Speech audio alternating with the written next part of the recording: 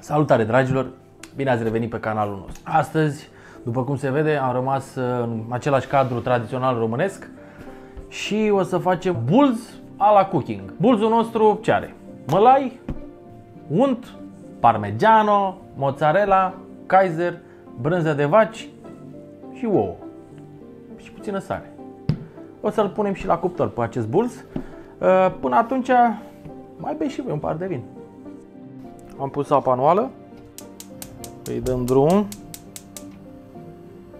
punem sare și lăsăm să dea în fiert apa, după care venim cu mălaiul nostru. O să folosim și cuptorul la preîncălzit, la 200 de grade, să ne apucăm ușor de mămăliga noastră. Câte puțin, turnați în ploaie, se spune în poporul nostru, și amestecați ușor cu o lingură. Noi o să facem o mămăligă mai moale, că de-aia m-am dat drumul la cuptor, să folosim cuptorul. Amestecați bine să nu aibă cocoloașe, punem niște unt să fie mai finuță și amestecăm. Puneți parmezanul și în timpul ăsta amestecați la foc mic.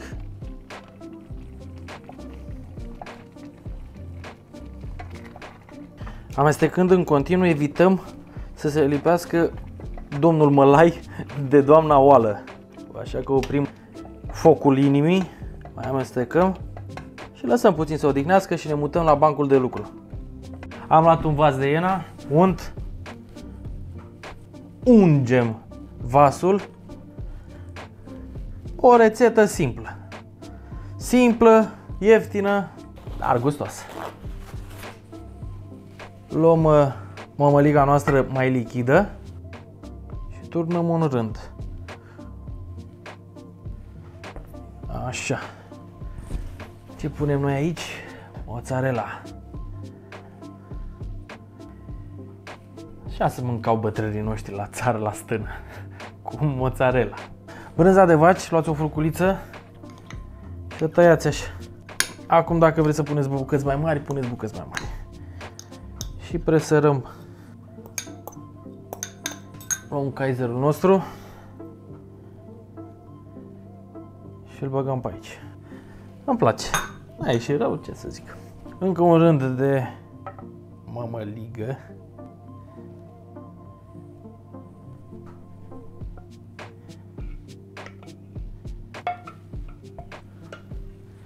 O așezăm puțin cu polonicul așa și noi.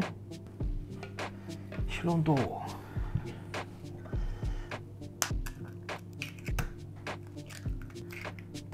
Și mergem cu ea la cuptor.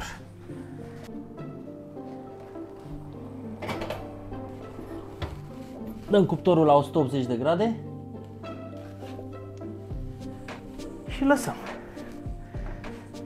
Și când e gata, când se fac ouăle, să vedeți. Ouăle. A, ce ouă, mă? A, da, ouăle. Ouăle noastre sunt gata.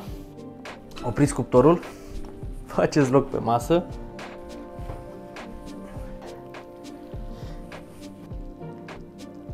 Zici că sunt ochelarii mei. Auzi, Andrei, că sfârâie. Sfârâie. Acesta este bulzul nostru. Bulzul altfel. Un bulz cooking făcut de jos. Suntem bătrâni, vedeți, am avut și treabă cu damigeana asta.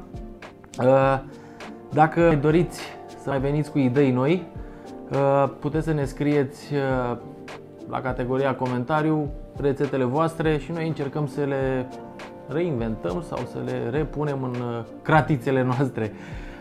Noi suntem Cooking, Alex și Andrei. Pe această cale vă mulțumim încă o dată că ne urmăriți, canalul nostru YouTube, bineînțeles Facebook-ul, Instagram-ul, mai avem ceva, nu mai avem nimic, că doar atâta. TikTok, mai nou și pe TikTok. Încercați, nu ezitați și folosiți-vă imaginația.